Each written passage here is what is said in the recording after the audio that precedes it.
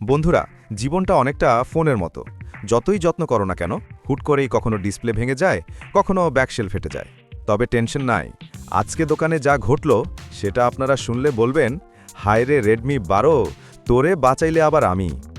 তো আজকে সকালে দোকানে ঢুকে দেখি এক চেনা ভাই, মুখে এমন ভাব যেন ফোনটা ভাঙেনি, ব্রেকআপ হয়ে গেছে। ভাইয়া হাতে একটা রেডমি 12 আর সাথে মন খারাপের ভিড়। ভাইয়া এসে বলতেছে, ভাইয়া ফোনটার ডিসপ্লে ভেঙে গেছে, পিছনের ব্যাকশেলটাও শেষ, এগুলা আছে?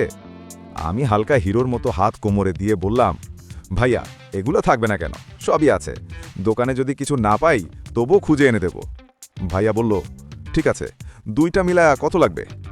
আমি হিসাব কষে বললাম, ভাইয়া দুইটা মিলিয়ে আসে 2300 থেকে 2400। তবে আপনি তো পরিচিত মানুষ, ডিসকাউন্ট না দিলে কি চলে?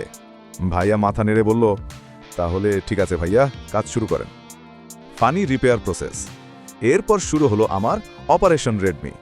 প্রথমে ব্যাকশেলটা এত ধীরে হিট দিচ্ছিলাম যেন আমি ব্যাকশেল না, শীতের সকালে পিঠা বানাইতেছি।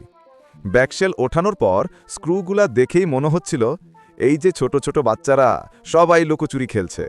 আমি একে একে সবাইকে ধরলাম, অর্থাৎ খুললাম। তারপর ব্যাটারি ওঠাইতে গিয়ে আমার মনে হচ্ছিল, কি যে ভাই এত মজবুত করে ধরে আছে, ব্যাটারি না, মনে হয় শ্বশুর বাড়ির সাথে সম্পর্ক। সব খুলে ডিসপ্লে তুললাম। পুরান ডিসপ্লে ওঠার সাথে সাথে ভাইয়ার মুখে হাসি, অবশেষে মুক্তি। তারপরে পুরো বডি সুন্দর করে পরিষ্কার করলাম। ওহো, মোবাইলটাও পরিষ্কার করলে এমন লাগে যেন ফোনটাই বলে ওঠে, ধন্যবাদ ভাই, বুক হালকা হইল। তখন নতুন ডিসপ্লেটা লাগালাম, আটা দিলাম এত নিখুঁতভাবে যেন ফোনের ডিসপ্লে না, আমি বিয়ে বাসর সাজাচ্ছি। সব একসাথে সেট করার পর ফোনটা একদম ঝকঝকে নতুনের মতো। ভাইয়া ফোন হাতে নিয়ে এত হাসলো যেন মনে হচ্ছে, এই রে, এই ফোনটা আবার স্কুলে ভর্তি হবে নতুন ইউনিফর্ম পরে। আপনাদের ফোনেও যদি এরকম সমস্যা হয়, ডিসপ্লে ভাঙা, ব্যাকশেল ভাঙা, চার্জ না নেওয়া অথবা ফোন ঠান্ডা জ্বরে আক্রান্ত, তাহলে নিয়ে আসেন আমাদের কাছে।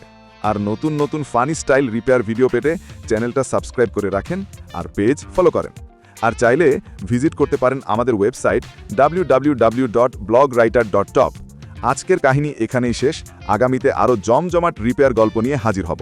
ধন্যবাদ সবাইকে।